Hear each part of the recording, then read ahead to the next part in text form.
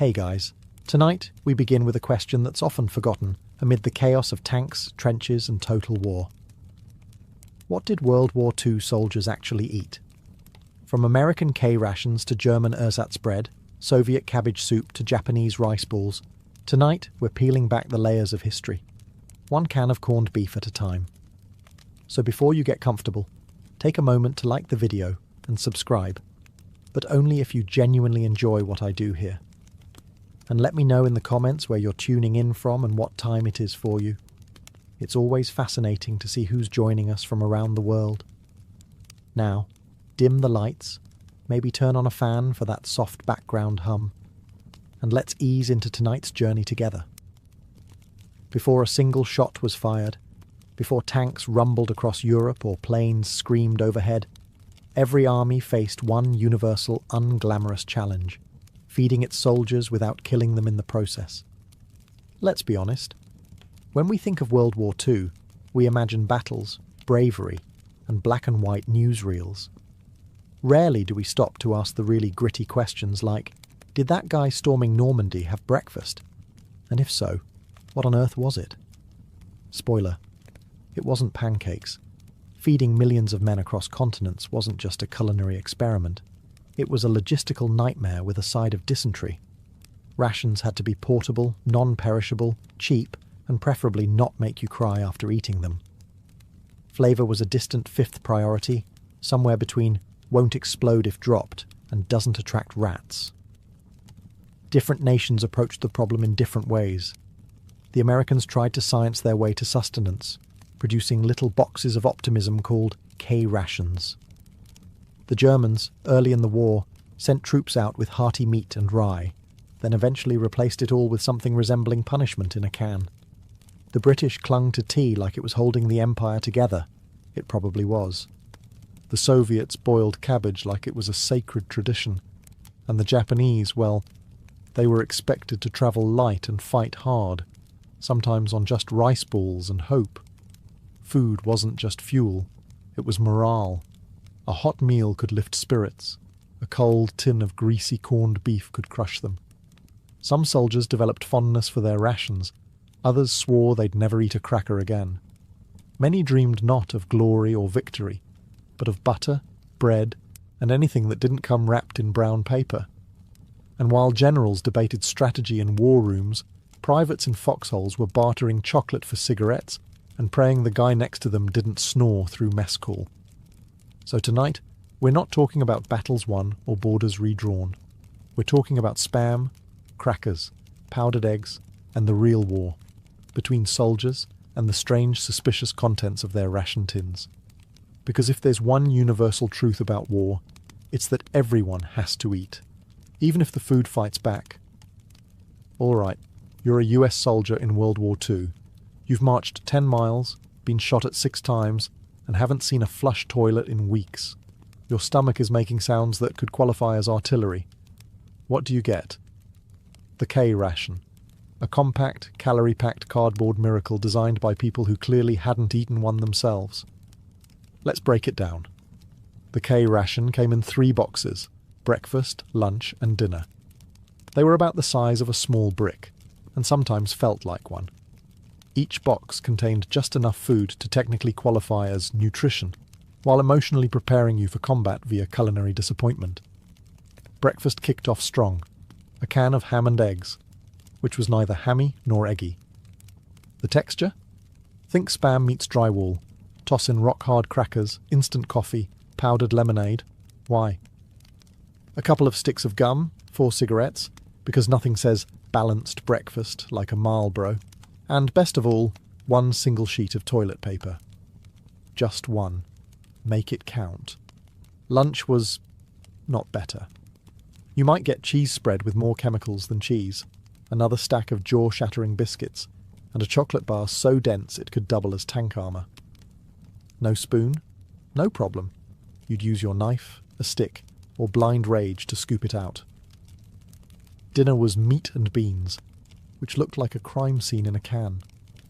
With it, more crackers, more gum, and sometimes, if you prayed hard, a tiny fruit bar, which tasted like someone whispered the word apple over a piece of wood.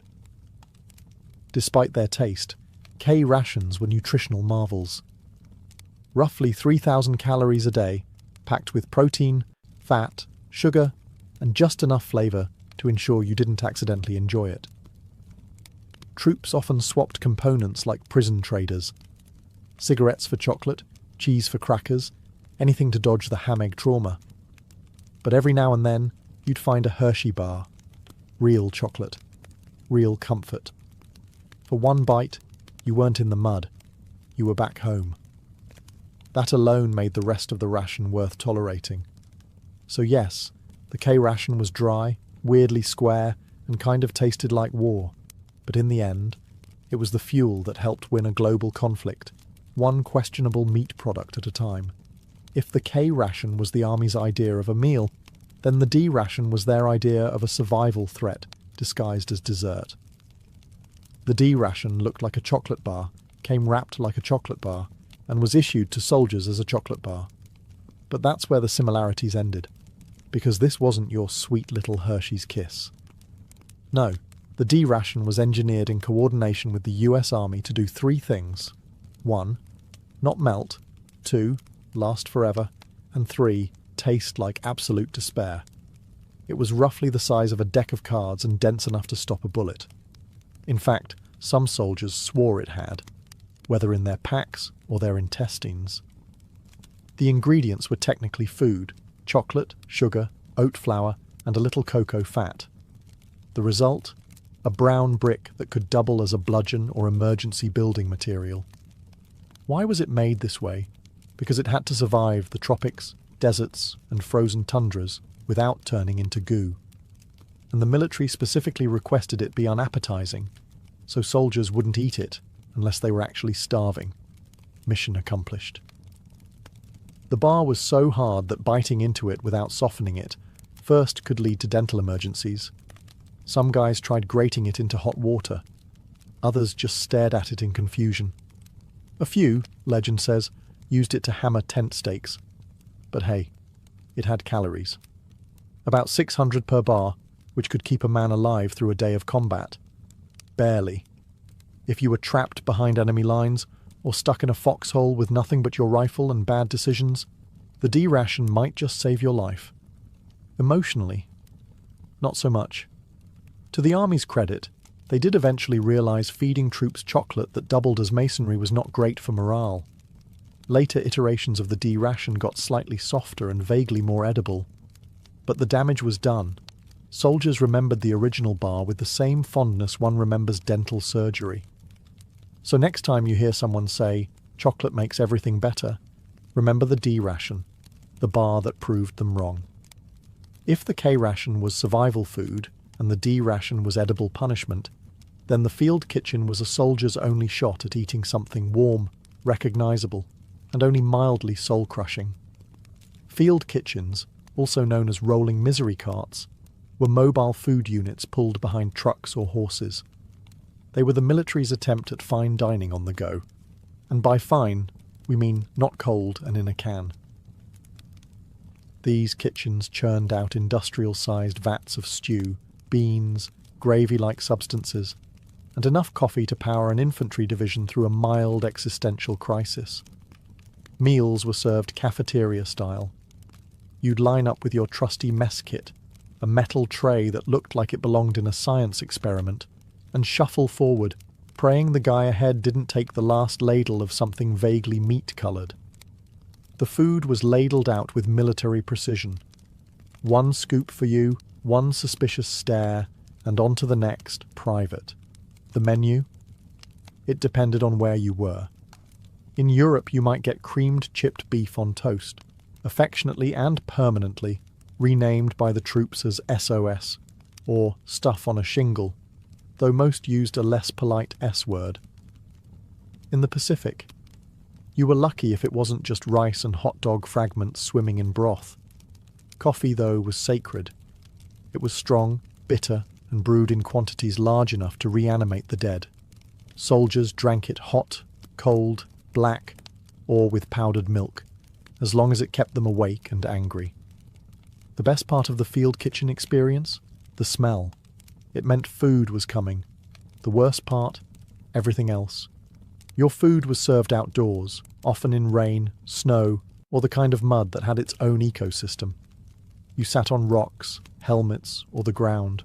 There were no forks. There was no ambience. Just you, your friends, and a tin of beans that might be older than your commanding officer. Still, when it was hot and vaguely chewable, field kitchen food felt like heaven. It wasn't glamorous, but in a world of chaos, bullets, and K-rations, it was the closest thing to comfort food. At the start of World War II, German soldiers marched into battle with swagger, clean uniforms, and something shockingly rare in wartime logistics: actual food that resembled real meals. The early war Wehrmacht ration was downright luxurious compared to what most other armies were choking down. A standard soldier's pack included rye bread, sausages, butter, cheese, canned meats, marmalade, and coffee. Well, ersatz coffee, which we'll discuss later with the disgust it deserves. Each soldier was expected to carry his own food for a couple of days. A noble idea, until you realized how much weight that was once you added rifles, ammunition, grenades, and frostbite. Still, German rations were built around the concept of 3 hot meals a day, with field kitchens trailing behind like slightly overworked food trucks. Breakfast could be dark rye bread with jam or butter, plus that roasted acorn faux coffee.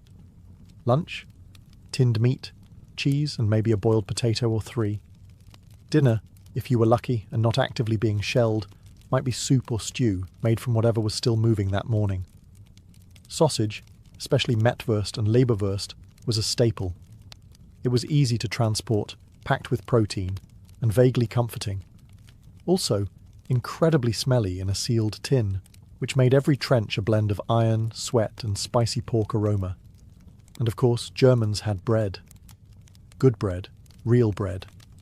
Soldiers often reminisced more about losing access to proper bread than about losing a warm bed. One Wehrmacht veteran described ration bread as the only softness in an otherwise very sharp war. Field kitchens backed this system up, churning out steaming pots of stews, boiled meats and dumplings when possible. Morale was high, stomachs were relatively full, and German efficiency seemed unstoppable. But, and there's always a but, this early golden age of German rations wouldn't last. As the war expanded and supply lines stretched thin, the sausage turned sour, the bread got stale, and the once proud field kitchens were left stranded in frozen forests with nothing but frozen potatoes and patriotic memories. Still, for a brief, bratwurst-filled moment, the average German soldier had something precious in war. Warm food, decent coffee substitutes, and the illusion that this whole thing might be over by Christmas. As World War II dragged on and Hitler's dream of blitzkrieg glory turned into a logistical nightmare, German rations took a sharp turn, straight into the land of ersatz, a German word that basically means imitation. Or more accurately, this isn't food, but we're calling it that anyway. By 1942, things were getting creative. Real coffee? Gone. In came Ersatzkaffee, a charming blend of roasted acorns, chicory, sugar beet, or barley. It smelled like despair and tasted like something brewed in an old boot. It technically resembled coffee, if you'd never had coffee before and were very forgiving. Bread? Once dark, hearty, and soul-sustaining, it was now packed with fillers. Sawdust, straw flour, potato starch, and whatever else they could legally grind into powder. You might still call it bread, but your teeth would disagree. Some soldiers joked it doubled as helmet padding. Butter disappeared too, replaced by ersatz margarine, a pale, tasteless grease that was somehow both oily and chalky. Meat became a memory. Cans of meat product started showing up. Labels didn't specify the animal, and honestly, it was better not to ask. Even sausages, that sacred pillar of German cuisine, were diluted. Horse meat entered the mix. Then turnip filler. Eventually, some sausages were up to 40% plant material. Imagine biting into a bratwurst and getting a mouthful of damp newspaper. Welcome to the Reich's culinary downfall. The problem wasn't just taste. These ersatz rations lacked nutrients, calories, and morale. Troops in the east were burning thousands of calories in sub-zero weather and getting food that couldn't even sustain a dachshund. Starvation, sickness, and desperation followed. Soldiers got inventive, boiling shoe leather, bartering with locals, or raiding enemy supply lines just to get something real. A single American chocolate bar was worth more than a stack of Wehrmacht bread. What had begun as an efficient, fuel-powered war machine was now being run on cabbage water and caffeine lies. The Germans had started with real food. Now they were chewing misery and washing it down with roasted roots. If there was a place where food went to die during World War II, it was the Eastern Front. Stretching thousands of miles from Berlin to the deep, frozen belly of Russia, the Eastern Front was the logistical equivalent of trying to run a pizza delivery service across a glacier, while being shot at, shelled, and occasionally eaten by wolves.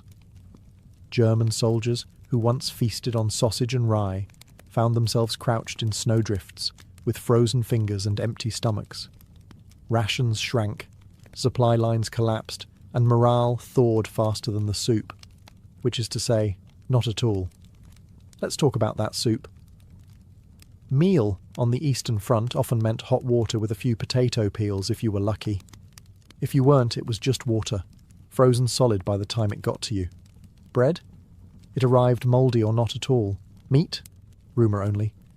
Soldiers burned precious firewood not to warm themselves, but to thaw their canned meat products, which might have been beef, pork, or recycled optimism. And God help you if the label had worn off. You'd have to sniff your way through the mystery. In winter, men boiled snow for drinking water, heated tins over engine blocks, and sometimes ate snow out of desperation, which sounds harmless until you realise it lowers your core body temperature and brings you one step closer to freezing to death with a mouthful of slush. Then, there were the rats, bold, fat, and suspiciously well fed. Some units resorted to catching and cooking them. Others considered the rats rivals, stealing scraps from each other in midnight battles that historians mercifully don't teach in classrooms. Desperation also led to bartering. Soldiers traded cigarettes for bread, buttons for sugar, or a pair of socks for half a boiled potato. A single spoonful of jam could start a fight. If you had chocolate, you were a god. Despite the hunger, the cold, and the lack of anything resembling a balanced meal, soldiers endured. They joked, swore, and ate whatever they could scrounge. But every mealtime became a grim ritual. Unwrap the tin, say a silent prayer, and hope it didn't bite back. On the Eastern Front, food wasn't just scarce. It was a cruel game of survival, played one frozen spoonful at a time. If German troops on the Eastern Front were eating misery, Soviet soldiers were chewing on sheer willpower. The Red Army's approach to nutrition was simple. If it filled a stomach and didn't kill you immediately, it was dinner. The official rations: black bread, cabbage soup, buckwheat porridge, kasha, a few boiled potatoes, maybe dried fish, and the ever-reliable, unsweetened tea. In winter, that tea was usually melted snow with a twig in it. Meat was listed on paper, yes. In reality, rare as a warm bath in Stalingrad. When meat did arrive, it was often salted to the point that chewing it was more of a jaw exercise than a meal. Still, it was considered a luxury. Soldiers licked the fat off old meat tins just to savour the memory. And then there was the bread, a staple of every Soviet meal. It was coarse, black, and made from whatever grain was still legal to eat. It was also strictly rationed. A typical serving could fit in your palm and be gone in 2 bites, if you didn't try to save it by licking it slowly like a sad war lollipop. Cabbage was the hero of Soviet cuisine. Soup, stew, stuffed, shredded or fermented. If there was a pot, there was cabbage in it. So much cabbage, in fact, that some Soviet soldiers joked they smelled it in their sleep and dreamed of becoming turnips just to escape the cycle. Still hungry? Good. Now you understand the Soviet wartime diet. Soldiers routinely went into combat underfed and overexerted. Rations were supposed to be delivered daily, but in war-torn zones that became when possible, which often meant never. So they improvised. foraging became a way of life. Soldiers dug up frozen potatoes from abandoned farms, shot wild animals when they could, and bartered cigarettes or spare boots for a boiled egg. Occasionally, they even traded with German POWs, food for silence. The miracle: they endured, malnourished, exhausted, but relentless. Soviet troops pressed forward on fumes and boiled cabbage, proving that sometimes what feeds a soldier isn't calories, it's pure cabbage-fueled stubbornness. When official rations ran dry, which was often, Soviet soldiers didn't starve quietly. They adapted loudly. With creativity, desperation, and occasionally the culinary sensibilities of a raccoon, Red Army troops turned battlefield improvisation into an extreme sport. Let's say you're a soldier outside Leningrad. You haven't seen a delivery truck in a week. Your cabbage soup is now just water with a floating leaf, and your last piece of black bread has grown a beard. What do? Option 1. Forage. Soldiers scoured the countryside for anything remotely edible: berries, tree bark, boiled grass, dandelions, even flower bulbs. One particularly resourceful unit figured out how to roast shoe leather, not because it tasted good, it didn't, but because it was technically organic. Option 2. Barter. A spare pair of socks might earn you a potato. A broken watch, maybe a spoonful of lard. Tobacco was currency, soap was gold. And if you had a tin of meat, you could get someone to write a letter home and clean your rifle. Option 3. Theft, or as they called it, unauthorized logistics. Soviet soldiers occasionally raided abandoned German outposts just for food. One Red Army veteran recalled the sheer euphoria of finding a box of Wehrmacht sausages. The first time I cried and salivated at the same time. Field kitchens, when functional, were masters of mystery cooking. Cooks tossed in whatever they had: beets, onions, mystery meat, pickled vegetables from 1913. The resulting soup was red, hot, and suspiciously chewy. But it kept you going. Mostly. And yet, morale didn't collapse. Why? Because Soviet culture glorified suffering as proof of strength. Soldiers turned deprivation into a badge of honor. They told jokes about their rations. They sang songs about dried fish. They gave names to their tin cups, which was either camaraderie or a mild fever dream. In the Red Army, mealtime wasn't about flavor, it was about survival theater. Every bowl of borscht, every crumb of bread was a statement: we're still here. If World War II were judged solely by culinary performance, the British Army might have been forced to surrender to its own menu. British soldiers didn't eat, they endured. Their rations were a war within the war, a daily ritual of unseasoned punishment, washed down with eternal optimism and as much tea as humanly possible. Let's start with the sacred trinity: tea, hardtack biscuits, and bully beef. Tea was everything. More than a drink. It was morale in liquid form. Soldiers brewed it in tin mugs, mess tins, helmets, anything that held heat and didn't leak too much. Sometimes there was no milk, no sugar, no dignity, just hot brown water and hope. But it got them through. Hardtack biscuits were designed to outlive the soldier. Dense, chalky, and almost completely tasteless, they had the structural integrity of roofing tiles. They doubled as plates, coasters, or makeshift armour in a pinch. Many troops claimed their dental issues weren't from combat, but from trying to bite these biscuits. Then came bully beef, aka tinned corned beef. It had the visual appeal of canned cat food and the consistency of congealed regret. It was salty, oily, and could be eaten hot, cold, or with the appropriate level of emotional numbness. You sliced it, fried it, diced it, or just stared at it until your appetite left the tent.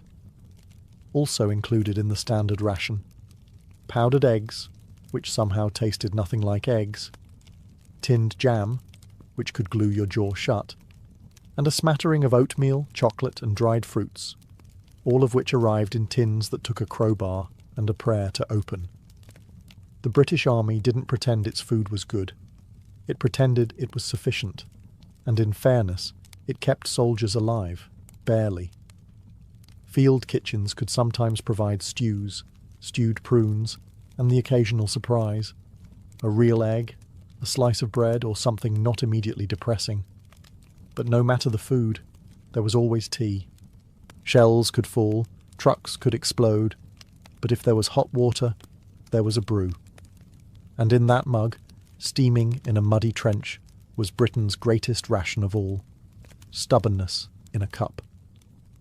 By mid-war, British soldiers weren't just fighting the Axis. They were fighting ration fatigue, an invisible enemy that came disguised as another tin of corned beef. The British military supply system was held together with string, hope, and a suspicious number of forms in triplicate. Fighting across multiple continents, from North Africa to Italy to the jungles of Burma, meant rations got weirder the farther you were from London, and colder, and often squishier. A ration in Cairo might arrive slightly warm and edible. A ration in the Burmese jungle? It might arrive mouldy, half-eaten by ants, and 2 weeks late. And still, soldiers saluted it, heated it, and ate it. Because that's what British resilience looked like, chewing quietly through despair. Water was always boiled, not just to kill bacteria, but because boiling meant tea. Tea was sacred. Men would risk sniper fire to retrieve a kettle. A warm cup could make the difference between a breakdown and a moment of British dignity in the mud. When supplies were tight, and they often were, soldiers got creative.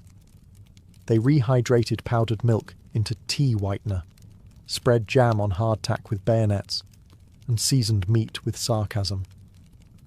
One soldier reportedly made a stew out of bully beef, raisins, and crushed vitamin tablets. The result? Morally questionable, but technically food. Tinned food was both a blessing and a curse. It lasted forever, yes, but it also required strength, tools, and sometimes divine intervention to open. Soldiers developed strong opinions about tin designs and spent entire afternoons discussing the good key roll ones versus those devil tins with no handles. When something fresh did show up, an egg, a loaf of bread, an actual vegetable, it was cause for celebration or suspicion. One soldier, upon receiving a fresh tomato, stared at it for an hour before deciding to keep it as a pet. Despite the rationing, the blandness, and the biscuit-induced jaw pain, British troops remained stoic.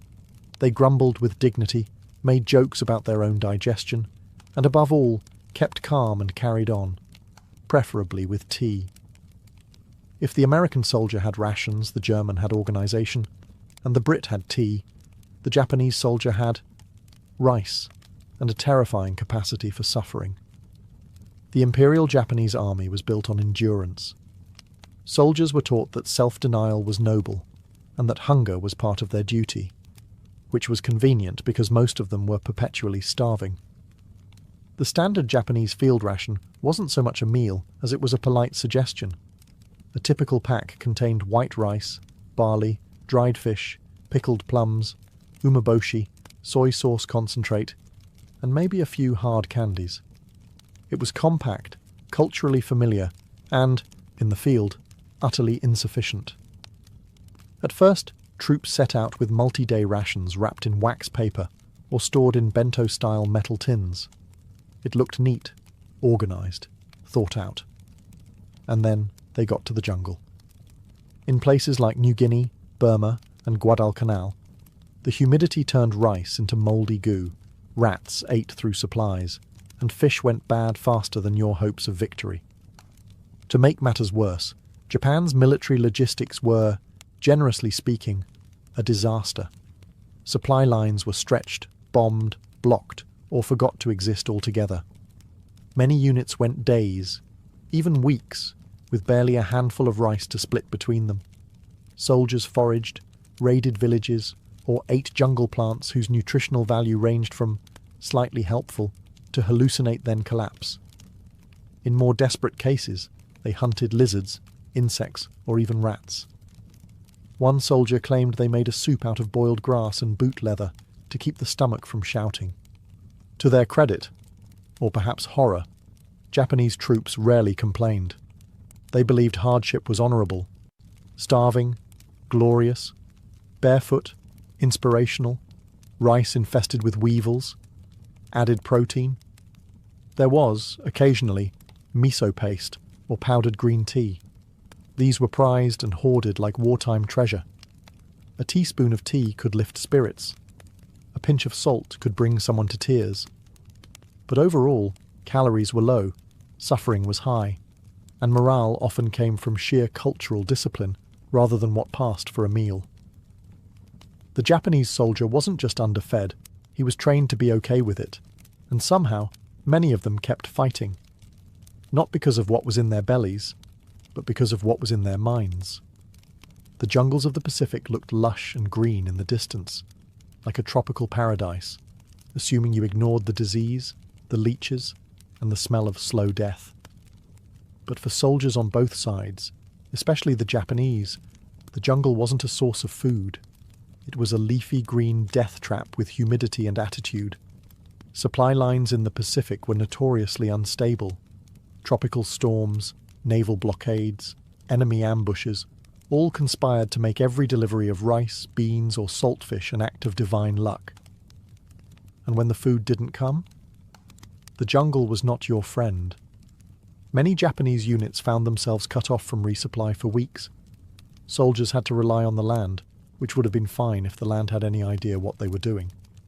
Unfortunately, the jungle was filled with plants that looked edible but weren't, animals that were edible but too fast, and insects that were not only inedible, but actively aggressive. Rations spoiled in hours. Canned goods rusted shut. Rice grew mold faster than you could light a fire. One soldier in Guadalcanal wrote, "Everything here is wet. Even my appetite is damp." What did they eat?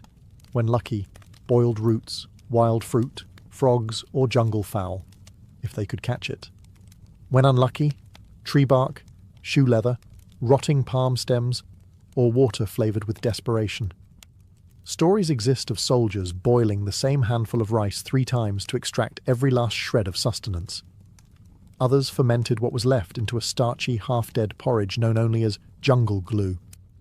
And then there were the horrifying rumours, accounts of cannibalism among starving units, especially during sieges.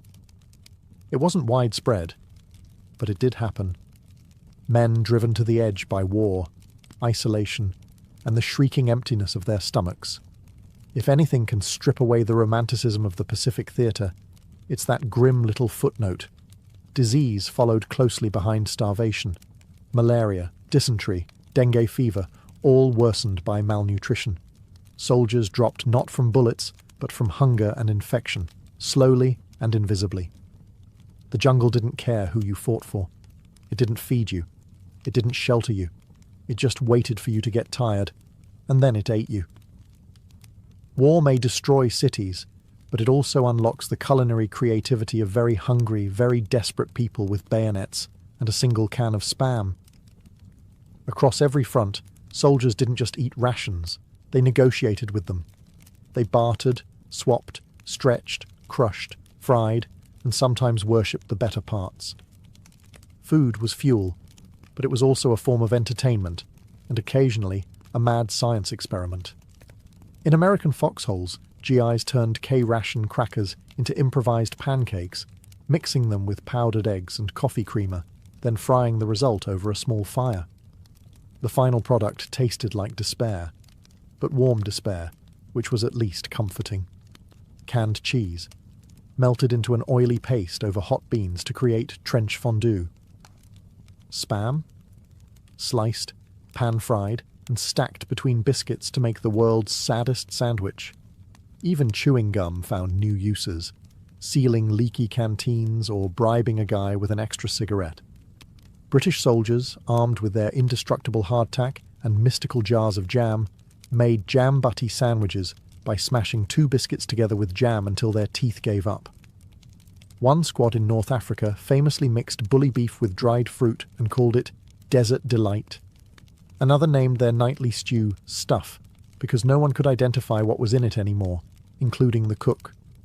On the Eastern Front, Soviet soldiers used empty shell casings as soup pots, boiled cabbage in helmets, and roasted anything with legs, including once a stolen German sausage that required 3 men to defend it.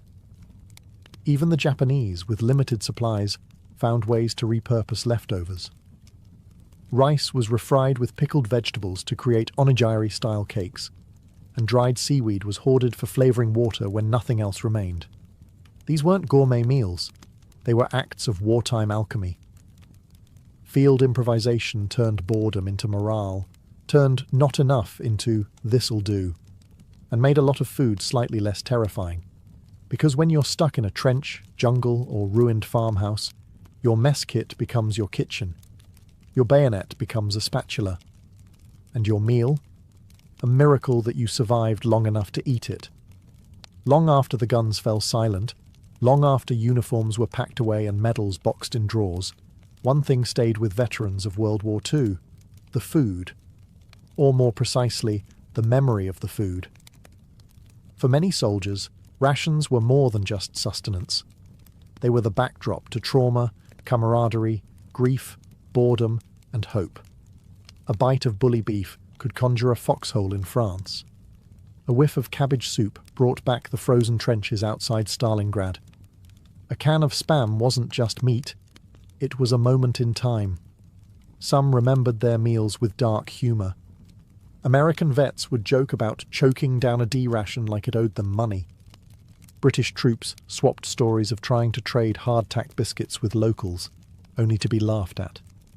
One Soviet veteran claimed he couldn't eat bread for years after the war, not because he hated it, but because it felt like sacred ground. Food marked the boundaries of war. A fresh apple meant you were near a farm, and maybe peace.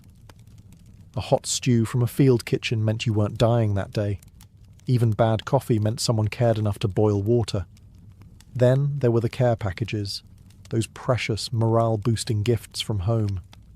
Chocolate bars, dried fruit, powdered milk, handwritten notes tucked beside cookies. These weren't just treats. They were emotional lifelines. Some soldiers hoarded them. Others shared them. A few rationed them out one bite at a time, stretching hope across weeks of horror. And yet, some flavours stuck around too long. Veterans joked that they could still taste the metal of the tin decades later. One GI swore he could still smell Spam every time it rained. Another insisted his nightmares occasionally starred powdered eggs. Because when you eat in war, you're not just feeding your body, you're anchoring your existence. You're trying to stay human in a world gone mad, and that means every meal, however bland or bizarre, becomes part of you. So next time you toss a snack in the microwave, think of those soldiers, cooking with firewood, bayonets, and sheer determination. For them, every bite was survival, and the taste? It never really left. The ink was barely dry on the US Constitution when the young republic found itself brewing its first major crisis, one that came not from foreign invaders or political factions, but from something far more potent: whiskey. In the early 1790s, America was broke. The Revolutionary War had left the nation buried in debt, and the new federal government, led by President George Washington and Treasury Secretary Alexander Hamilton, needed a plan. Hamilton, ever the fiscal mastermind, proposed an excise tax on domestically produced distilled spirits, whiskey being the most common. To the urban elites and coastal merchants, it sounded reasonable. But on the western frontier, it sounded like a punch in the face from a powdered wig aristocrat. Out west, in places like western Pennsylvania, whiskey wasn't just a drink. It was currency. Farmers distilled their surplus grain into whiskey because it was easier to transport, less perishable, and far more profitable than raw crops. Bartering whiskey for goods and services was part of daily life. So when the federal government started taxing it, many frontier folk saw it not as a revenue measure, but as a betrayal, a reminder that power was drifting back to the same kind of distant authority they'd just fought a revolution to escape. To make matters worse, the tax structure itself seemed custom-built to screw over small producers. Large distilleries could pay an annual flat fee, but small-time distillers, like the ones populating the Appalachian Hills, had to pay per gallon. Translation: the little guy paid more, proportionally. And with federal tax collectors showing up on horseback to enforce the new law, tensions began to boil over. At first, the resistance was petty. Inspectors were threatened, tax documents were burned, and revenue officers were politely told to get lost. But soon, polite turned to violent. Tar and featherings made a comeback. Taxmen were chased from their homes. In one case, a revenue officer was stripped naked, tied to a tree, and had his hair cut off, frontier justice with a splash of moonshine-fueled rage. And Washington? He was watching, silently, waiting, but not for long, because what started as a tax protest was about to spiral into an armed uprising, one that would test the strength of the Constitution and Washington's resolve to enforce it. By 1792, the whiskey tax wasn't just unpopular, it was radioactive. In the backwoods communities of Pennsylvania, Kentucky, and Virginia, opposition was mutating from scattered grumblings into coordinated defiance. Tax collectors were becoming familiar with two sounds: the clink of broken windows and the snap of gunfire overhead. The western counties of Pennsylvania became the epicenter of what many began to call outright rebellion. Meetings were held in taverns and cabins where kegs of homemade whiskey stood proudly next to muskets. These weren't just drunken gripes. They were organized gatherings. Locals formed militias, issued threats to federal officials, and even passed their own resolutions condemning the tax. Some refused to do business with anyone who paid it. It was part protest, part mafia, with a side of corn liquor. In 1793, things escalated further. Tax collectors and sympathizers were ambushed, whipped, and humiliated. One man was captured and paraded through town with a sign reading "Coward" hung around his neck. It was like the Boston Tea Party, but drunker and with worse hygiene. The federal courts responded by issuing summonses to bring the rebels to justice. But good luck serving legal papers in a place where the local sheriff might be part of the mob. The region was effectively slipping into lawlessness. Local officials either turned a blind eye or quietly sided with the insurgents. President Washington, usually calm and measured, started gritting his false teeth. The Whiskey Rebellion was threatening not only public order, but also the legitimacy of federal law itself. If the government couldn't enforce its own taxes, then what was the point of a constitution? What was the point of government? Still, Washington didn't rush. He sent federal commissioners to negotiate with the rebels, but it was like trying to serve tea at a bar fight. The rebels had already formed committees, held conventions, and in some cases talked about full-on secession. They saw themselves not as criminals, but as patriots standing up to tyranny. Meanwhile, Hamilton, ever the hawk, was whispering in Washington's ear, "You want to let these guys stomp on the Constitution? Really? After everything we just went through?" And so, Washington made a decision. One that would shock the rebels and set a historic precedent. He would raise a federal army against his own people. By 1794, the Whiskey Rebellion had become more than a backwoods tantrum. It was an outright challenge to federal authority. George Washington, who had led a revolution just a decade prior, now found himself in the bizarre position of leading an army against Americans, the very citizens he helped liberate. And this wasn't some ragtag militia. Washington called upon more than 12,000 troops, nearly 3 times the size of the force he had at the Battle of Trenton. That included state militias from Maryland, New Jersey, Virginia, and Pennsylvania. Many of these troops were volunteers, but others were voluntold. It was the largest federal force ever marshalled in the US to that point. And it wasn't going to war with the British or French. It was marching west to put down angry farmers with pitchforks and moonshine stills. Hamilton, never one to miss a dramatic moment, rode out with the army like some powdered wig version of Patton. He was thrilled. This was his big moment to show that the federal government had teeth and wasn't afraid to bite. Washington, though reluctant, knew the stakes. The rebellion wasn't just about booze. It was about whether the United States could function as a nation under law. If the rebels could scare off tax collectors and defy Congress without consequences, then the Constitution might as well be used for kindling.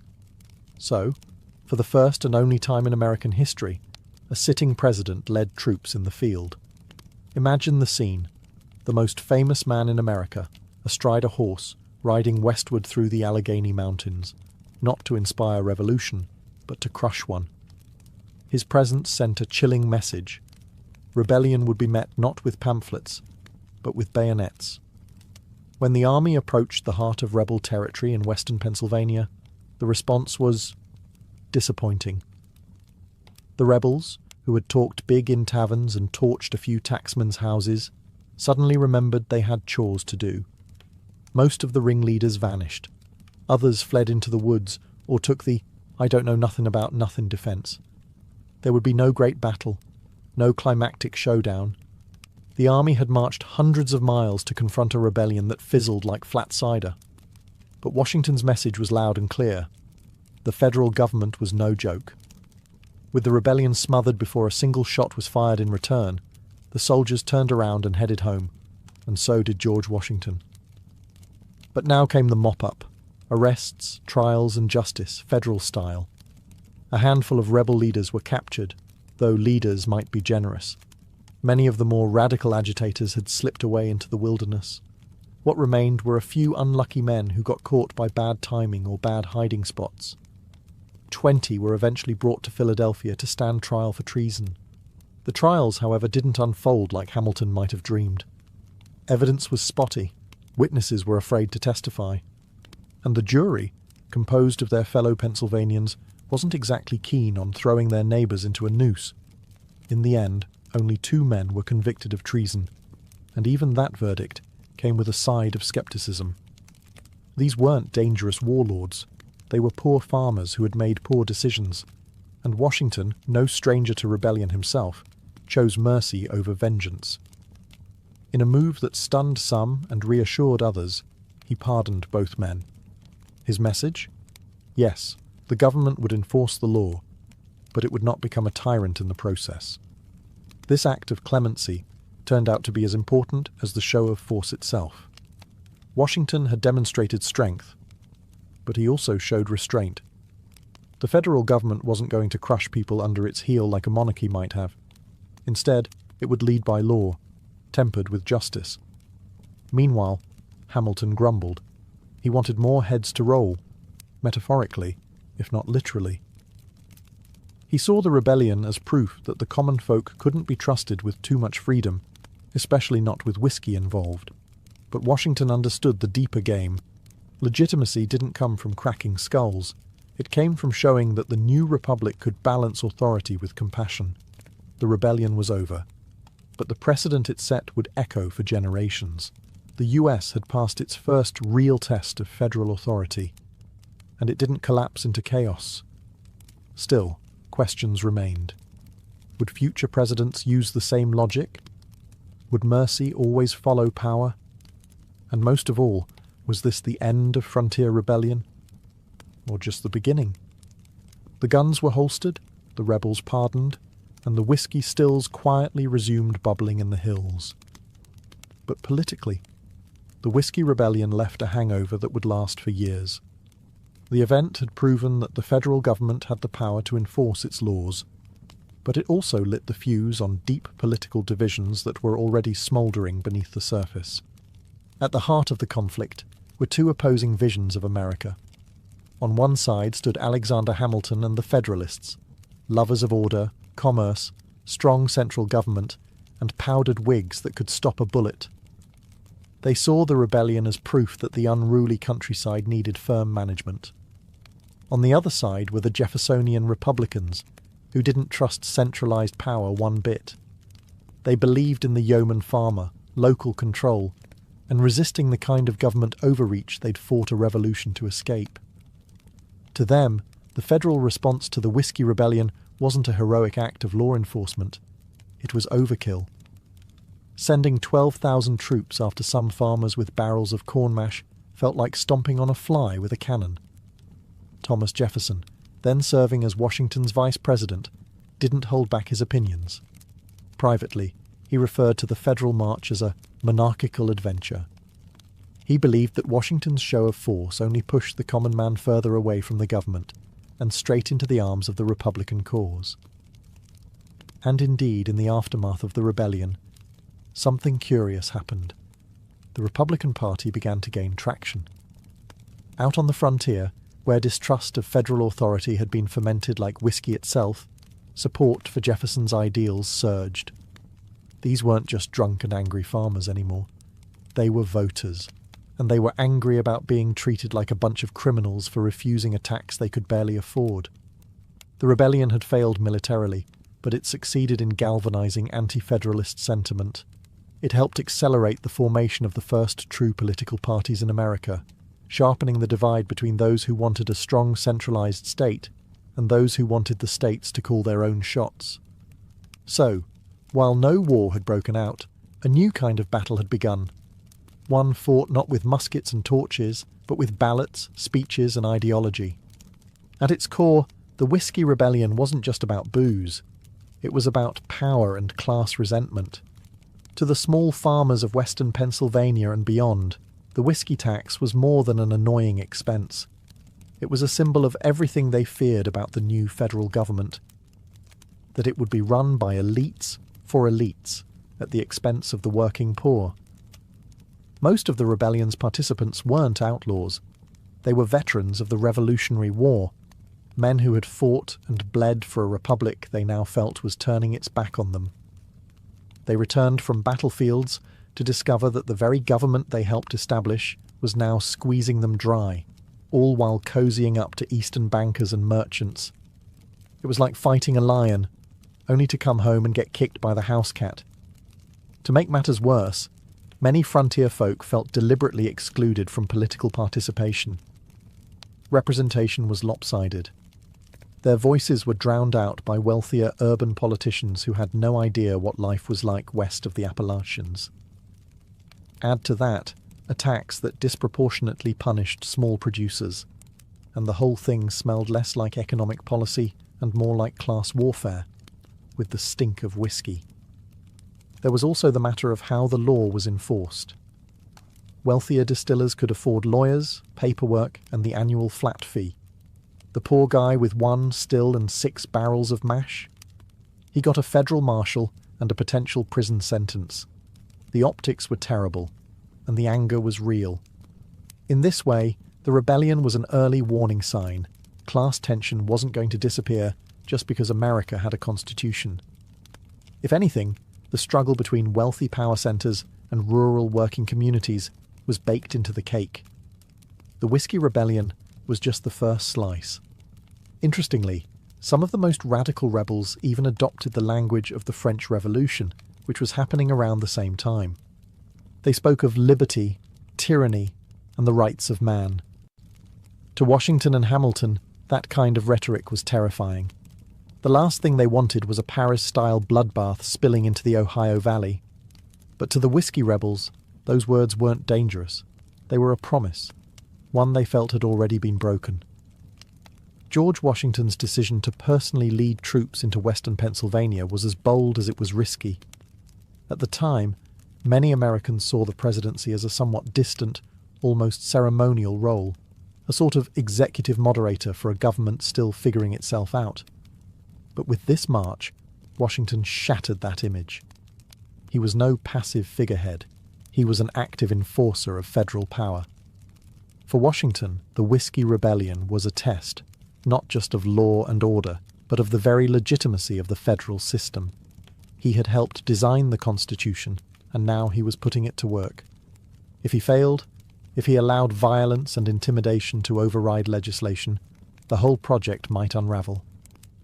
13 separate states could quickly decide they were better off going their own way. The rebellion, in that light, wasn't just a backwoods tantrum. It was the canary in the Democratic coal mine. Washington's personal involvement added enormous weight. His reputation was nearly mythical.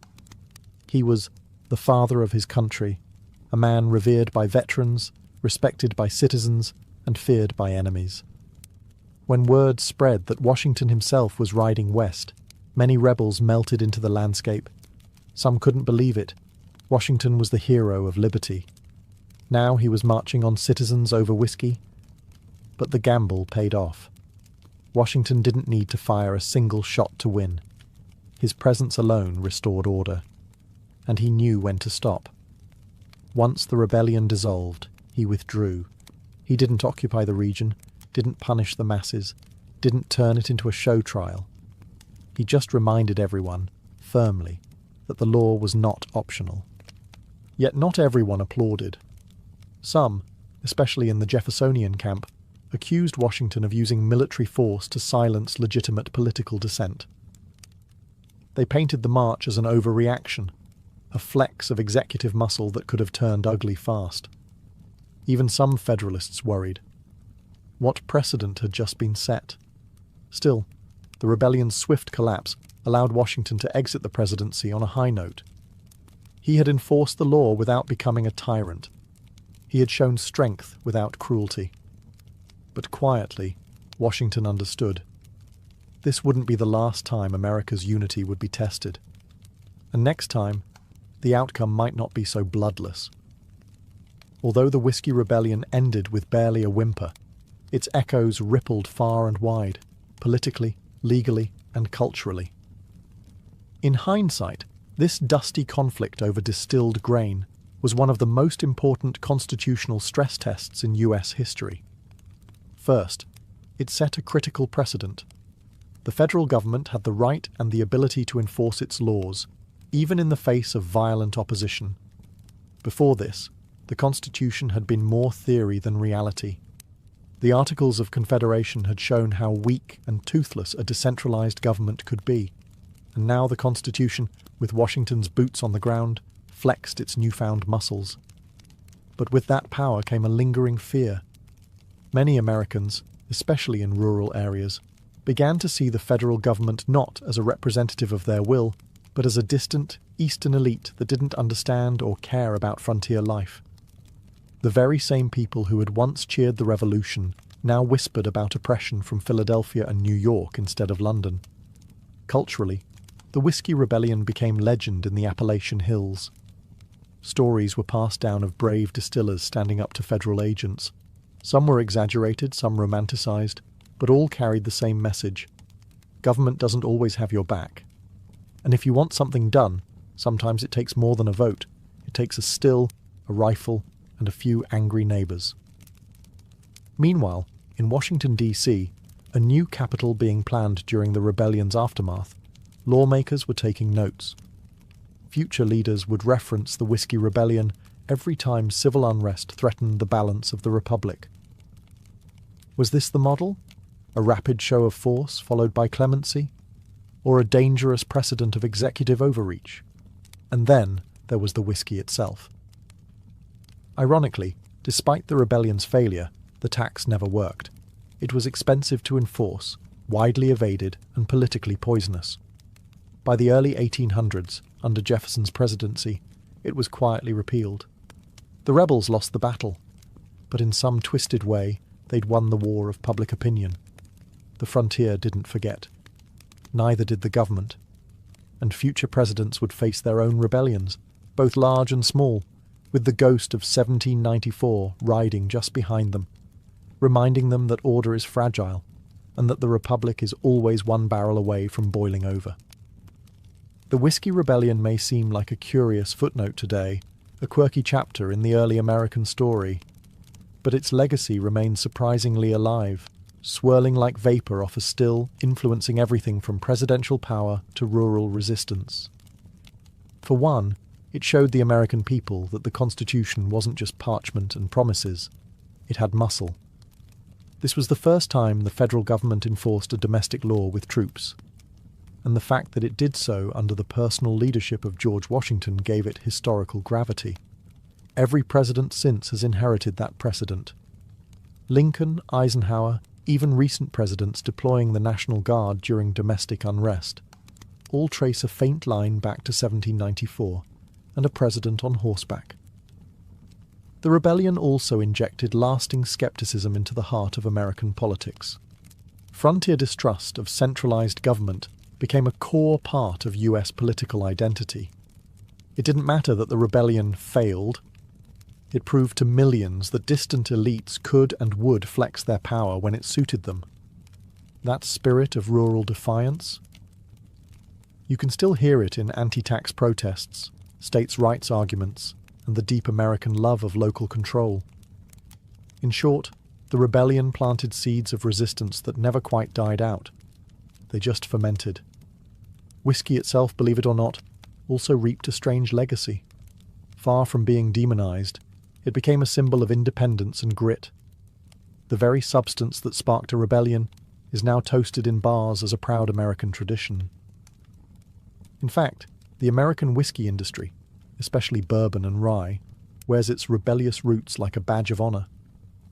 You'll find distilleries named after rebellion leaders, bottles designed to evoke frontier spirit, and slogans that practically dare the IRS to come knocking again. And finally, the event taught a young country something fundamental. How it responds to dissent says everything about its identity. Washington chose both force and forgiveness. That balance, power tempered by principle, became a cornerstone of the American ideal. Not always followed, of course, but always referenced. So next time you raise a glass of bourbon or rye, remember, it's not just liquor in that bottle. It's a story of power, protest, and a young republic figuring out what kind of country it was going to be. Cheers to the rebellion that helped define a nation. Around 1754 BCE, King Hammurabi of Babylon etched his now famous code into a massive basalt stele, a towering legal monolith meant to awe subjects and assert divine justice. It's one of the earliest known attempts to formalize laws in human history, but buried within its 282 articles lies something just as ancient as law itself: the regulation of women. In Hammurabi's Babylon, a woman wasn't just a person, she was a role: daughter, wife, widow, mother. Each of those roles came with a legal definition, a social expectation, and if things went sideways, a punishment. For example, take marriage. Women could be married off by their fathers, essentially transferred from one household to another. Once married, a woman was expected to be faithful. If she was accused of adultery, both she and her alleged lover could be bound and thrown into a river. That's not metaphor. That's literally what the text prescribes. However, if her husband decided to spare her life, the court often agreed. Romantic, in a grim sort of way. Meanwhile, if a man cheated on his wife, Hammurabi didn't seem all that concerned. Male infidelity wasn't exactly headline news in Mesopotamia. The imbalance was stark. Female honor was family honor, while male honor was more flexible. But not all the laws were oppressive. Some provisions offered women surprising protections, especially widows. A widow had the right to remain in her late husband's house and manage his property until her sons came of age. If there were no sons, she could even inherit directly. In that way, Hammurabi's code recognized a woman's capacity for financial and legal responsibility, but only within the strict bounds of family structure. There were also laws about divorce. A woman could leave her husband if he was cruel or neglectful, but proving it was no small task. If her claims couldn't be verified, she could be branded a liar and punished severely. Justice wasn't blind. It just squinted harder when the accused wore a veil. So, what did Hammurabi's code teach us about women in ancient Babylon? That they weren't invisible? Far from it. They were named, categorized, judged, and occasionally protected, but always through the lens of control. Law gave them a place, but rarely the power to shape it. Travel a few hundred miles west from Babylon, and fast forward a few centuries, and you arrive in ancient Egypt, a civilization where the scales of justice were personified by Ma'at, the goddess of truth, balance, and cosmic order.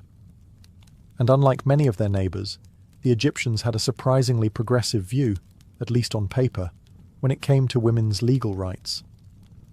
Egyptian women, whether rich or poor, had the legal right to own property, inherit land, sue and be sued, and even initiate divorce. These weren't just theoretical rights etched on tomb walls. They were practiced, particularly in urban centres like Thebes and Memphis. Women could enter contracts, serve as witnesses, and leave wills. A woman could run a business, lend money, or purchase slaves and livestock. In short, Egyptian law recognized women as legal individuals, not just extensions of their husbands. This autonomy might seem ahead of its time, and in many ways it was. Women weren't locked out of temples or courts. In fact, priestesses played important legal and ritual roles, and some even served as judges or scribes. Legal documents from the New Kingdom show women filing complaints against male relatives and winning. But, and there's always a but, this relative legal freedom came with social constraints. Most women still lived under the authority of a father or husband, and while they could own land, they were often expected to pass it down through male heirs. The law said yes, but society often said not quite. Marriage, though not a religious institution in Egypt, was still legally binding. Husbands and wives could divorce for reasons as varied as infertility, infidelity, or even emotional incompatibility. Divorce didn't carry a social stigma, and children were usually cared for by the mother, who retained rights to her dowry and often received additional property. Punishment under the law was theoretically equal, but practically speaking, class and connections mattered far more than gender. A noblewoman could get away with things that would send a peasant woman straight to the crocodiles. Literally. So, was ancient Egypt a feminist utopia? Not exactly. But compared to the rigid patriarchies of Mesopotamia or later Greece, it offered women something rare: the ability to participate in legal life as people, not just property. In a world ruled by gods and pharaohs, that was no small thing.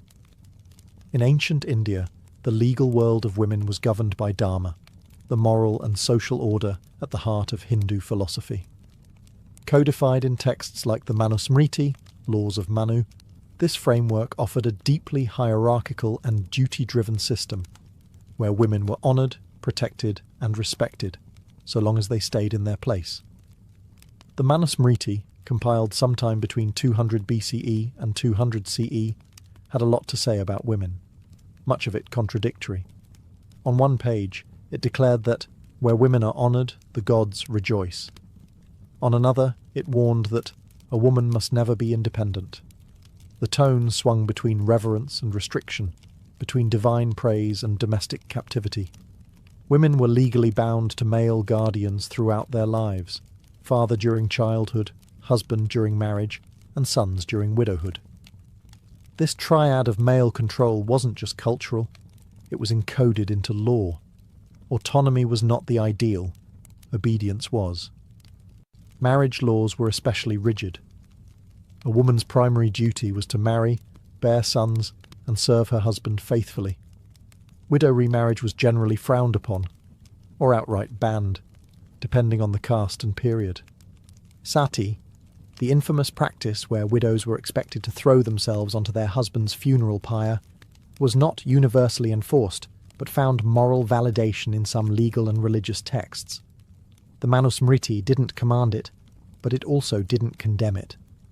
That said, there were exceptions. Women of the upper castes sometimes received education and could inherit property in the absence of male heirs. In some regions and periods, matrilineal traditions survived, particularly in the south. Women could serve as advisors, poets, and even rulers, though these were rare and usually exceptional. Divorce was rare and generally disapproved of, though certain grounds like impotence, cruelty, or abandonment were sometimes recognized. Still, it was the man who had more legal freedom to cast aside a marriage. Punishments, too, were gendered. A woman caught in adultery could be disfigured or outcast. A man, he might get a fine or a slap on the wrist if he had high status. In short, ancient Hindu law wrapped women in layers of veneration and restriction. They were sacred, but sacred like a temple statue, not like a free citizen, revered but rarely empowered. When we think of ancient Greece, we often imagine democracy, philosophy, and drama. But for half the population, women, the legal system was less about ideals and more about invisibility. Especially in classical Athens, women were legally seen not as individuals, but as permanent minors, bound to the guardianship of their nearest male relative for life. In Athenian law, women couldn't vote, own property independently, or represent themselves in court. They could not enter contracts or even leave the house without a male escort in many cases. If the Code of Hammurabi defined women as legally subordinate, Athens perfected the art of locking them out entirely. Marriage was more of a property transaction than a romantic union. A woman's kyrios, usually her father or brother, arranged her marriage, and she moved into her husband's household as part of an exchange of dowries and land. Legally, she was transferred like livestock, a living, breathing asset passed between men. And yet, paradoxically, her fidelity was of enormous legal importance. If an Athenian woman committed adultery, her husband could legally divorce her immediately, and any man caught with her could be executed. Yes, executed, without trial. The irony? Her husband could sleep with courtesans or slaves without legal repercussion. Double standards weren't just common, they were built into the legal structure. Women couldn't initiate divorce themselves, but they could return to their father's house if abandoned or mistreated. However, any legal action on their behalf had to be taken by a male relative. Even in cases of rape or assault, a woman could not bring charges. Her kyrios had to speak for her. There were exceptions. In Sparta, women enjoyed more freedom. They could own land, receive education, and walk freely. But Spartan women were the anomaly, not the rule. In most city-states, a respectable woman's name was supposed to be spoken as little as possible. The ideal woman was modest, silent, and invisible. And yet, in the shadows of Greek law, women endured.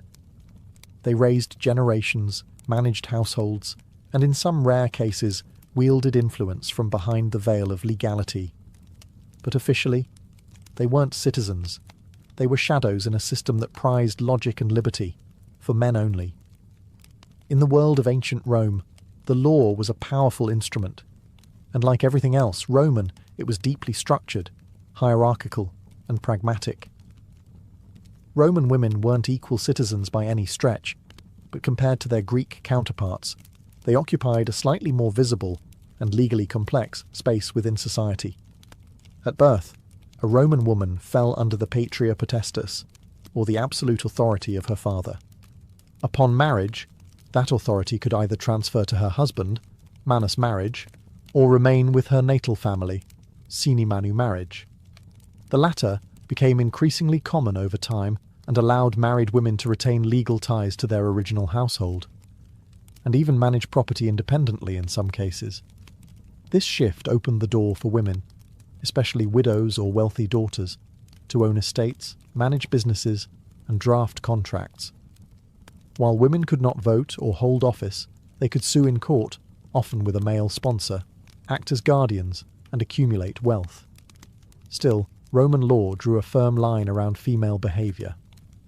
The ideal Roman woman was pudica, modest, loyal, and obedient. Adultery, once treated as a private offence, became a public crime under Augustus's moral reforms. A woman found guilty could lose her dowry, face exile, or worse. Meanwhile, a man's infidelity remained legally unproblematic.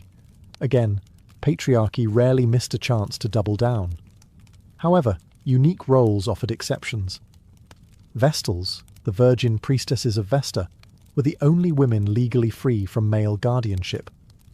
They swore 30 years of chastity in exchange for immense prestige, legal independence, and the power to pardon condemned prisoners.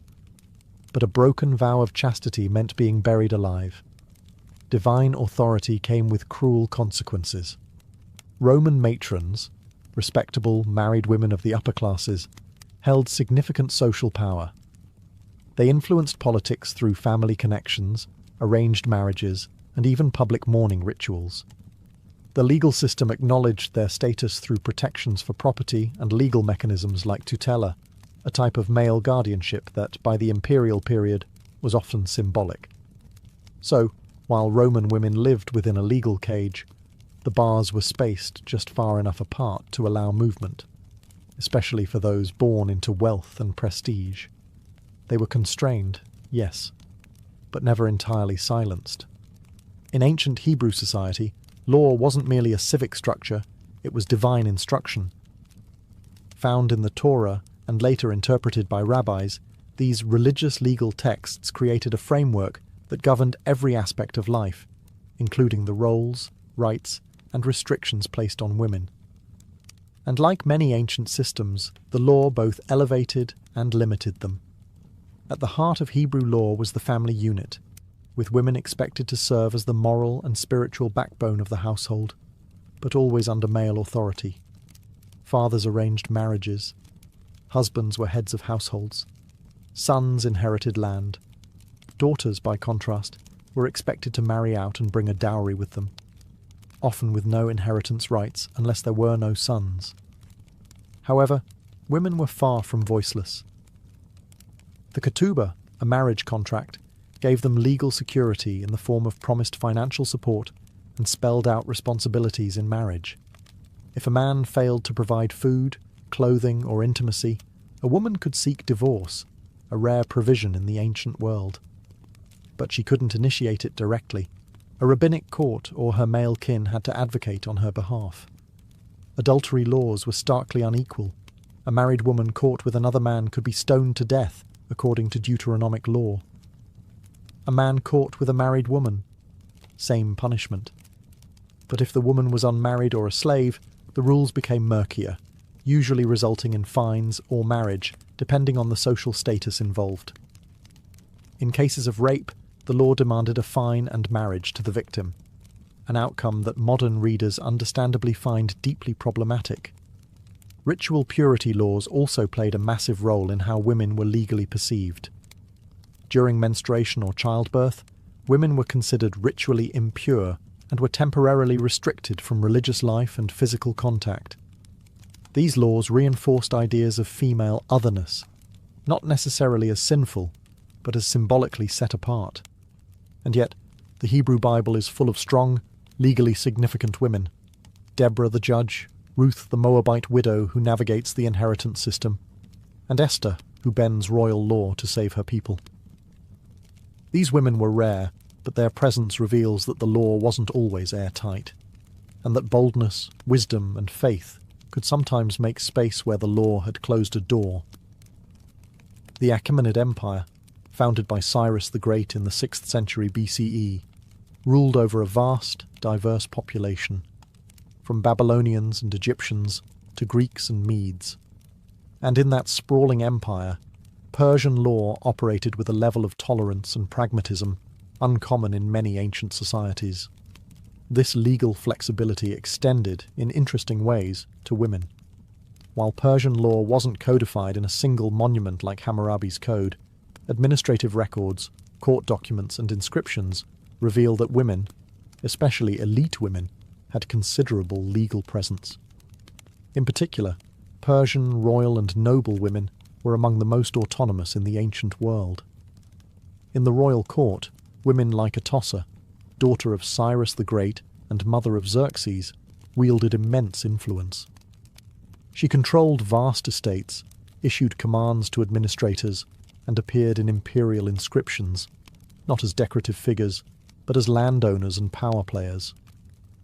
Records from the Persepolis fortification tablets show women receiving rations, managing work crews, and overseeing production in royal estates. These weren't isolated cases. High-ranking women, especially those close to the king, had legal authority over labour and property. Marriage and family law in Persia combined local customs with overarching imperial oversight. In Persian society, women could own property, enter contracts, and inherit land, rights that were sometimes even more secure than in Greece or Rome. Dowries were legally protected, and women could reclaim them if the marriage ended. Divorce was possible for both men and women, though the process often leaned in favour of the husband, unless serious abuse or infertility could be proven. Punishment laws, however, were still gendered. Adultery was a capital offence, especially for women. But unlike in some neighbouring cultures, the method and severity of punishment varied by class. A noblewoman might face exile or house arrest, while a servant could be executed. The law, as always, bowed to hierarchy. Zoroastrianism, the empire's dominant religion, also influenced Persian views on women. While spiritually both men and women had roles in cosmic dualism, practical religious purity laws imposed restrictions on menstruation, childbirth, and bodily contact, echoing patterns seen in Hebrew and Hindu systems. In all, Persian law offered women a curious mix: freedom through rank, respect through religion, and limits through custom. The higher your status, the louder your legal voice. In ancient China, law was not just a system of rules, it was an expression of harmony, hierarchy, and Confucian morality. And for women, this meant living within a legal and cultural framework that viewed them primarily through the lens of family roles and social duty, rather than individual rights.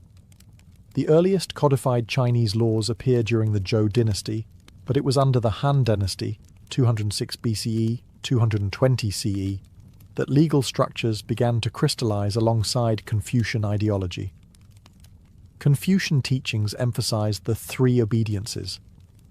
A woman must obey her father before marriage, her husband during marriage, and her sons in widowhood. This wasn't just moral advice, it influenced actual legal expectations and societal norms. Women were legally subordinate to men in nearly all contexts. They could not hold public office, rarely appeared in court independently, and were often excluded from inheritance, especially in patrilineal families. A daughter might be cherished within the home, but the law saw her as temporary. She would eventually marry out, taking her dowry with her. Marriage was both a family alliance and a legal contract. A man could divorce his wife for reasons as broad as jealousy or illness, though he could not do so if she had no family to return to, had mourned his parents properly, or had borne him sons. Women, by contrast, had no legal power to initiate divorce unless extreme abuse could be proven, and even then, her case would likely depend on her male relatives stepping in. Adultery laws reflected strong gender bias. A woman caught cheating could be executed. A man cheating with a married woman might face punishment, but cheating with a servant or concubine, that was often overlooked entirely. Honour and legitimacy were tied tightly to the woman's womb. Still, there were exceptions. Some dynasties saw the rise of imperial women, like Empress Lu Ji and Empress Wu, who wielded immense political power, sometimes bending legal codes to suit their ambitions. And in peasant villages, widows who managed households or took over family businesses could wield informal authority, even if the law didn't formally recognize them. In short, ancient Chinese law saw women less as autonomous beings and more as stabilizers of familial order, vital to society's function, yet always second to the men who supposedly maintained its harmony. As we step back and look across the ancient world, from the ziggurats of Babylon to the palaces of Rome, from Vedic India to Confucian China, one thing becomes clear: women were always written into the law, but rarely on their own terms. Nearly every ancient legal system assigned women a role within a male-dominated structure. Whether in Hammurabi's code or the Manusmriti, the fundamental legal assumption was that a woman's identity was relational: daughter, wife, mother, widow. Her rights and responsibilities flowed through the men around her. Law defined her, but it rarely empowered her. Some civilizations, like Egypt and Persia, offered women more autonomy, allowing them to own property, initiate contracts, and even inherit wealth. In these societies, noble or high-born women could carve out pockets of legal authority, sometimes rivaling their male counterparts. But such privileges were far from universal. They depended on class, family, and circumstance more than any underlying belief in gender equality. Other societies, like Greece and Rome, developed sophisticated legal systems while simultaneously fencing women out of public life. Greek women were legally invisible. Roman women had more agency, but still lived within a scaffold of male guardianship and social expectation. In China, Confucian values hardened the ideal of obedient femininity into legal expectation. The law wasn't just about punishment, it was about preserving cosmic harmony, and that meant everyone, especially women, knew their place in the social order. Similarly, In Hindu law, reverence for women coexisted uncomfortably with strict control and moral prescription. Religious laws, such as Jewish halakha or Zoroastrian purity codes, often placed women at the intersection of sacred and profane. A woman's body could bring honor or impurity, blessing or danger, depending on how closely she followed the rules. And yet, within these systems, women adapted, resisted, and endured. They found ways to exercise influence through family, faith, property, or sheer determination. Their stories may not always be carved into stone steles or echoed in ancient law courts, but they moved beneath the surface, shaping households, dynasties, and entire civilizations. Ultimately, ancient legal codes tell us not only how societies treated women, but how they defined power itself, and who they believed deserved to wield it. Long before Wall Street, before vaults and banknotes and savings accounts, banking began in the mud-brick cities of ancient Mesopotamia, the cradle of civilization. And surprisingly, the first bankers weren't suited financiers, they were priests. In cities like Uruk, Lagash, and later Babylon, temples weren't just religious centers. They were the administrative and economic hearts of urban life. These towering ziggurats and their surrounding complexes acted as both spiritual sanctuaries and financial hubs.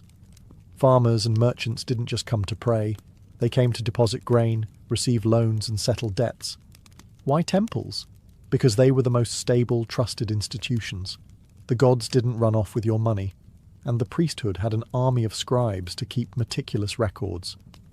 When a farmer delivered a portion of his harvest to the temple granary, he'd receive a clay tablet with a cuneiform inscription, the quantity stored, the date, the depositor's name, and sometimes a witness. This wasn't just a receipt, it was an early form of a check. These receipts could then be transferred. A farmer in debt could hand over his tablet to a creditor as repayment. A merchant could use them to buy goods or settle accounts. In this way, the clay tablet became the ancestor of promissory notes, deposit slips, and IOUs. Temples also issued loans, not just in grain, but in silver, sheep, and other commodities. Interest rates were high by modern standards, typically around 20% for grain and 33% for silver. These weren't casual transactions either. Defaulting on a temple loan could lead to the loss of land, property, or even personal freedom. Interestingly, the concept of compound interest was understood and feared. Some legal codes, like those of Hammurabi, tried to limit or regulate interest practices. Others formalized debt slavery as a punishment. This was banking in its rawest, most primal form, both brilliant and brutal. So while modern banks might be glass towers and spreadsheets, their bones are ancient. The earliest financial systems weren't born in markets, they were born in temples. And in Mesopotamia, the gods didn't just judge your soul, they also balanced your books. By the time Babylon rose to power under kings like Hammurabi in the 18th century BCE, Mesopotamian banking had become more sophisticated and more personal. While temples and palaces remained important economic players, a new class of financial professionals began to emerge: private moneylenders. These early financiers weren't working out of marble lobbies. They conducted business in humble homes, market stalls, or even beside temple courtyards. But they had one thing temples didn't: flexibility. Where temple loans were often seasonal and tied to agricultural cycles, private moneylenders could tailor deals for merchants, traders, and craftsmen, offering loans in silver, Babylon's preferred unit of currency. Silver wasn't minted into coins yet. That innovation would come much later. Instead, it was weighed out by the shekel, and loans were documented on clay tablets. These tablets detailed the borrower, lender, amount lent, interest rate, repayment date, and sometimes even collateral. If a debtor defaulted, lenders could legally seize land, goods, or even family members. Some contracts read more like threats than agreements. One fascinating innovation was the rise of joint liability loans, where two or more individuals shared responsibility for repayment. This helped reduce the lender's risk and planted the seeds for what we now call co-signed loans. Debt was everywhere in Babylonian society. Farmers borrowed to plant crops, merchants borrowed to finance caravan expeditions, and builders took loans for large construction projects. Debt slavery was a real risk, but the law eventually began to push back. Hammurabi's famous code offered some relief. For example, if a storm destroyed your crops, you might be exempted from interest that season. Babylon also introduced promissory notes and letters of credit, used to transfer money across distances without transporting physical silver. These tools allowed wealthy merchants to expand trade and move money without the risk of robbery, a proto-form of the modern banking network. It's easy to think of banking as a modern system tied to stock tickers and interest rates. But in Babylon, the same mechanics, lending, collateral, interest, and risk, were already shaping lives and livelihoods. Their tools were made of clay, not code, but the game was much the same. In ancient Egypt, economic life revolved around two constants, the Nile River and the pharaoh's granaries. While Egypt didn't develop a formal banking system in the same way as Mesopotamia or later Greece, it nonetheless maintained sophisticated financial practices, rooted in temples, royal treasuries, and massive state-administered storage systems. Instead of coins or silver shekels, Egypt's economy was built on grain. Wheat and barley weren't just food, they were currency. Taxes, wages, and debts were often measured in sacks of grain, and these were stored in vast, centralized granaries. Like Babylonian temples, Egyptian temples functioned as both religious and economic centers, serving as secure storage sites and financial record offices. Scribes recorded every delivery, withdrawal, and transaction on ostraca, pottery shards, or papyrus scrolls. These acted as receipts, contracts, and even early forms of checks. If you deposited 10 sacks of grain at the temple granary in Thebes, you might receive a receipt which could be traded or presented elsewhere to retrieve an equivalent amount, a precursor to modern bank drafts. Loans were common. A farmer might borrow seed grain to plant in the spring, with the promise of repayment after the harvest, usually with interest. Rates varied, but a 25–30% interest rate on grain wasn't unusual. These loans were enforced by scribes and local officials, and default could result in the forfeiture of land, livestock, or even labour. Unlike Babylon, however, private lending in Egypt was more restricted. The state played a dominant role in organising economic exchange. High officials, priests, and royal administrators were the main actors in large-scale financial activity. Yet there are surviving records of private individuals, especially women, acting as lenders and creditors in local communities. These cases were less common, but they demonstrate a level of grassroots financial agency not often acknowledged. Coinage was introduced only during the late period, influenced by foreign powers like the Persians and later the Greeks. But even then, Egyptians preferred grain and barter systems over metal money. Proof that a functioning economy doesn't need coins, just trust, storage, and records. So while Egypt lacked the sleek columns of a Roman bank, or the aggressive contracts of Babylon, it ran a tight temple-based economy built on grain, writing, and bureaucracy, and laid the groundwork for financial infrastructure that lasted thousands of years. With the rise of city-states like Athens and Corinth in the 5th century BCE, ancient Greece introduced two financial revolutions, the minted coin and the money changer. Unlike Mesopotamia or Egypt, where grain and silver were the dominant currencies, the Greeks embraced metal coinage as a public standard, stamped, regulated, and guaranteed by the state. This shift created a new class of financial professionals, the trapezitai, named after the trapeza, or table, from which they worked in the bustling agora. These men functioned as money changers, deposit takers, lenders, and sometimes outright financiers. They exchanged foreign coins, held money for safekeeping, offered loans, and even kept accounts for their clients, a rudimentary form of checking. Need to send money to another city-state? No problem. The trapezites could issue a written draft, allowing merchants to avoid travelling with heavy, theft-prone coinage. If that sounds like a bank transfer, that's because it was, albeit with more sand and fewer algorithms. Lending was a huge part of Greek banking. Interest rates were generally high, especially for risky ventures like maritime trade. Some loans carried 100% interest, justified by the danger of shipwreck, piracy, or storm.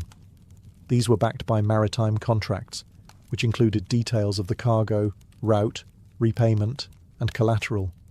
If the ship sank, the loan was voided. If it returned, big profits. Private citizens could also act as lenders. Wealthy Athenians often invested in smaller loans secured by property or slaves. These transactions were documented before witnesses and scribes and could be enforced in court. In fact, Greek courts were flooded with debt cases, an early sign that money, trust, and lawsuits are eternal bedfellows. And yet banks in Greece weren't formal institutions like we'd expect today. They were more like financial freelancers with serious reputations. There were no licenses, no regulation, and no government insurance. If your trapezites skipped town with your deposit, too bad. Trust was everything, and it could be shattered in a heartbeat. Despite these risks, the Greek financial world thrived. It enabled trade, supported empire building, and even bankrolled wars. In a city where logic and debate ruled, so too did contracts, ledgers, and interest rates. Ancient Greece taught us that once you stamp a coin and assign it value, the rest follows, from debt and profit to risk and ruin. By the time Rome ruled the Mediterranean, banking had evolved from small-scale loans to a full-blown financial engine that powered an empire. The Romans, ever the pragmatists, didn't invent banking, but they perfected it, expanded it, and embedded it deep into the fabric of everyday life. At the heart of Roman finance were the Argentari, the Roman equivalent of bankers. These men operated out of tabernae, shops, near the Forum, and acted as money changers, deposit takers, lenders, and agents. They exchanged coins from across the empire, held private deposits for safekeeping, paid out loans, and even executed payments between third parties. Wealthy Romans, including senators, deposited large sums with these bankers, who kept ledgers called rationes, the ancestors of our modern account books. A client could authorize a banker to pay another person using their deposit, creating an early version of the check. Want to send money to Carthage or Alexandria? No need to pack a bag of coins. Your banker could issue a letter of credit. The real fuel behind Roman banking, however, was credit. Loans weren't just for emergencies. They were used for trade, land purchases, construction projects, even election campaigns. Lending at interest, usually around 12%, though it could be higher or lower depending on risk, was legal, though subject to regulation. Usury, the charging of excessively high interest, was frowned upon but often ignored. Collateral was key. Land, slaves, or future earnings could all secure a loan. And Rome had robust legal enforcement. If you didn't pay your debts, you could be dragged to court, have your property seized, or in extreme cases, be enslaved. Unlike earlier societies, Rome allowed corporations of financiers known as Societas Publicanorum, publicani, to handle large-scale government contracts, including tax collection. These were profit-seeking enterprises with investors, managers, and shareholders, making them eerily similar to modern banks and hedge funds. Yet there were risks. Roman bankers weren't state-backed, and financial crises did happen. Records show that some banking houses collapsed, triggering waves of panic. Sound familiar? In the Roman world, money flowed through temples, forums, and estates, binding together farmers, traders, soldiers, and senators. And as the empire grew fat on conquest, its financial systems stretched like invisible roads, connecting people not with stone, but with credit, debt, and interest. Before the concept of a central bank existed, the idea of state control over currency was already revolutionizing how economies functioned. In ancient times, the power to mint coins wasn't just economic, it was political. Whoever issued the coin held the trust of the people, and that trust became the backbone of early banking systems. The earliest coins appeared in Lydia, modern-day Turkey, around 600 BCE. Made of electrum, a natural alloy of gold and silver, these stamped pieces marked a shift from weighed metal to standardized currency. No more measuring silver chunks in a dusty market. Now, value could be verified at a glance. Other civilizations quickly adopted the idea. The Greeks minted drachmas, the Persians issued darics, and the Romans built an entire empire on denarii. These coins bore state symbols, images of gods or rulers, and inscriptions, not just to represent value, but to signal legitimacy and control. A coin was as much a piece of propaganda as it was a financial tool.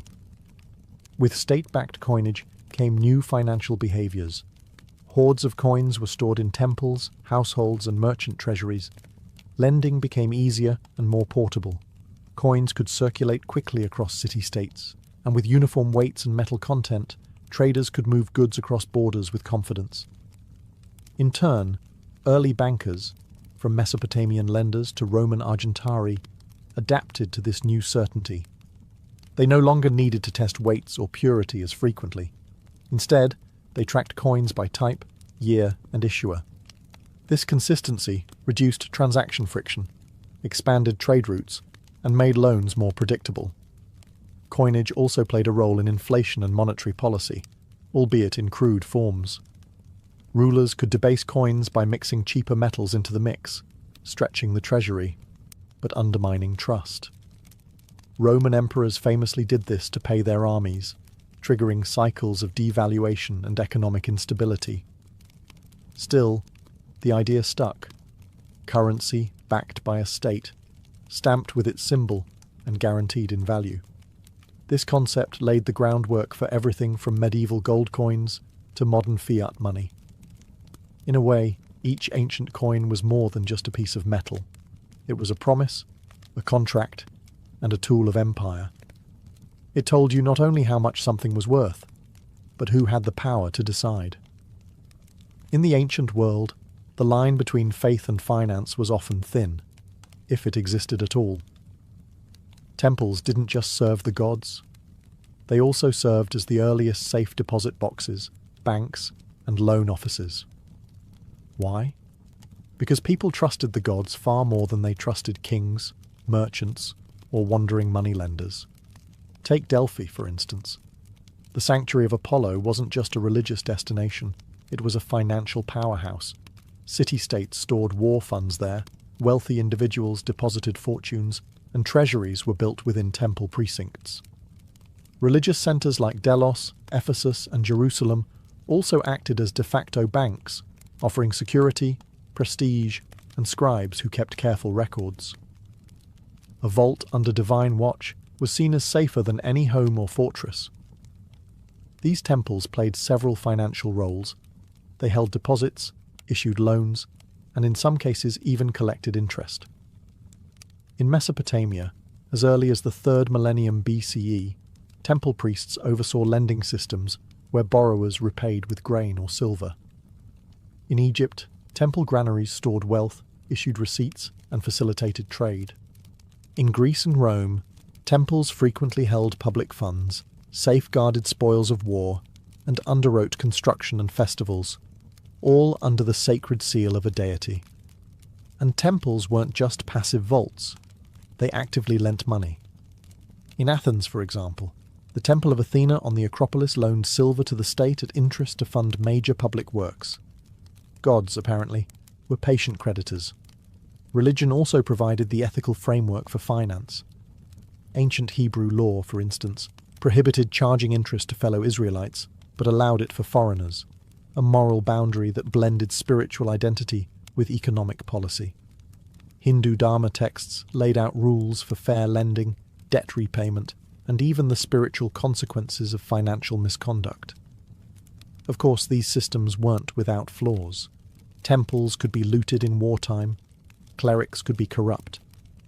But for most of the ancient world, temples were the most trusted institutions, enduring, stable, and reinforced by divine fear. So when you picture ancient banking, don't just imagine dusty coins and cloaked lenders. Picture golden statues, incense and marble columns, because for thousands of years, the safest place to put your money wasn't under a mattress. It was beneath the watchful eyes of the gods. Long before the invention of credit cards or mortgage calculators, ancient economies ran on a system that was surprisingly familiar. Borrow now, pay later, with interest. Whether you were a Mesopotamian farmer, a Greek merchant, or a Roman senator, if you needed capital, you went to a lender. But the ancient rules of lending were often harsher, and the consequences of default far more personal. Interest wasn't just allowed, it was expected. In Babylon, rates were steep, 20% for grain, 33% for silver, often compounded annually. These figures weren't considered predatory, they were standard. High risk meant high reward, and borrowers understood that if the harvest failed or a caravan didn't return, they were still on the hook. Temples and private lenders alike made fortunes off these loans, and unpaid debt could lead to debt slavery or seizure of property. In ancient Greece, especially Athens, interest rates varied depending on the risk involved. The riskiest loans? Maritime loans. A lender might front silver to fund a trading voyage, knowing the ship might sink or be seized by pirates.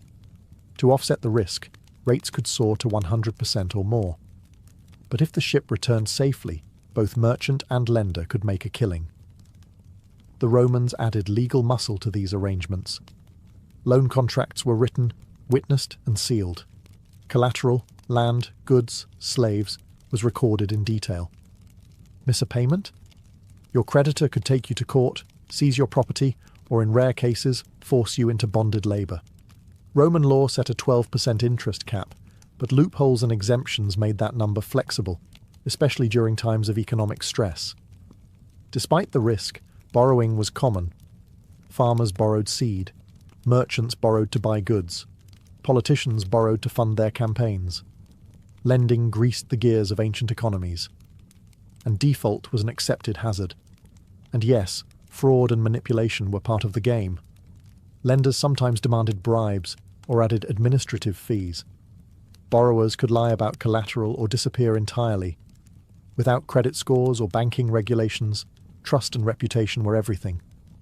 In the end, ancient loans weren't just financial tools. They were power plays. To borrow was to risk more than money. It was to stake your land, your freedom, sometimes even your family, on the chance that tomorrow would be better, or at least profitable. From grain receipts in Mesopotamia to the silver ledgers of Rome, ancient banking wasn't just a footnote in economic history. It was the foundation. These early systems of deposits, loans, interest, and financial record-keeping didn't just fuel local trade. They quietly shaped the architecture of global finance. At the heart of every ancient banking system was the same challenge we face today: trust. Could people trust that the weight of silver was fair? That the grain in the temple granary wouldn't spoil or vanish? That the lender wouldn't disappear with their deposit? And out of that trust, or the desperate need for it, rose record-keeping, contracts, and ultimately institutional finance. The innovations were astonishing for their time. Ancient Babylonians developed loan contracts with fixed interest, repayment terms, and legal witnesses, all inscribed in cuneiform. Ancient Greeks pioneered letters of credit, allowing funds to be transferred between city-states without carrying coins. The Romans created bankers' associations and formalized debt enforcement in civil law, building a financial system that could stretch from Britain to Syria. Even today, echoes of ancient banking remain. The modern check evolved from Mesopotamian clay receipts. The concept of collateralized loans is rooted in Babylonian and Roman practices. Central banking and monetary policy trace their ancestry back to rulers who manipulated coin purity or temple wealth to fund armies and public projects. And what about regulation? Well, it turns out ancient societies understood financial crises all too well. In Babylon, kings periodically declared debt forgiveness to prevent social collapse.